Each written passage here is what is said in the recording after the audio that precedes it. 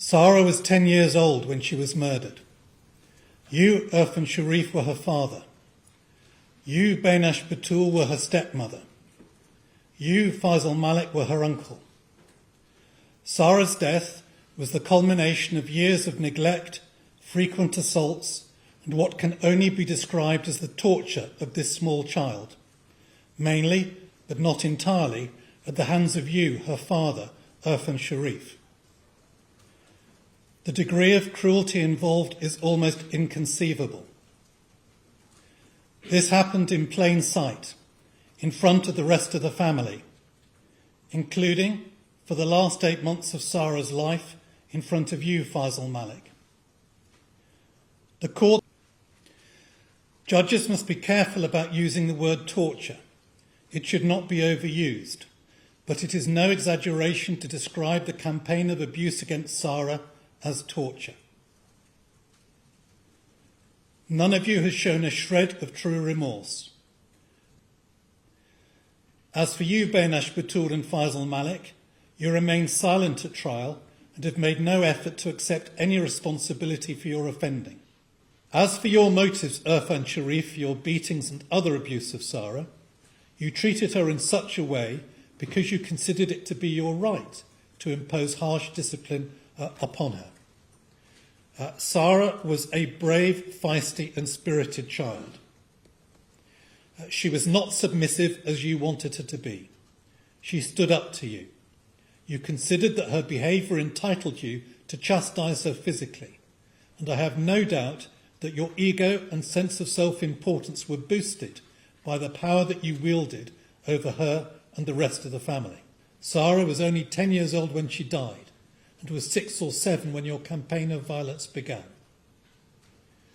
Second, the mental and physical suffering inflicted on the victim before death. This was extreme. I've already referred to the injuries that were inflicted on Sara, mainly by you. The assaults went on for around 4 years. They were accompanied by other acts of cruelty which meant that Sara must have been in a constant state of terror. You treated her as a skivvy.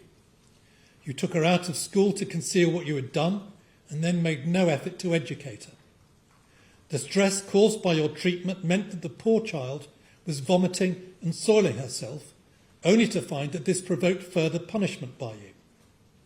In the last few weeks, Sara was tied up, was even hooded, by a grotesque combination of parcel tape, rope and a plastic bag.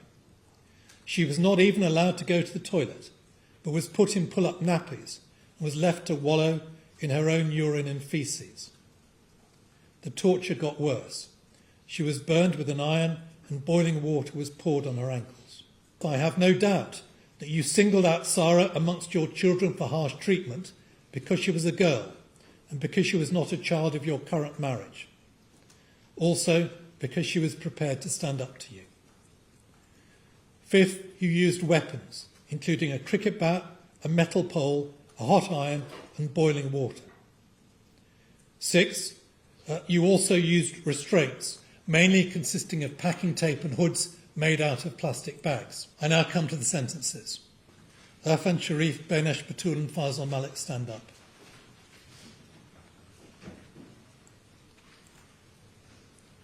Urfan Sharif, for the murder of Sara Sharif, I sentence you to imprisonment for life.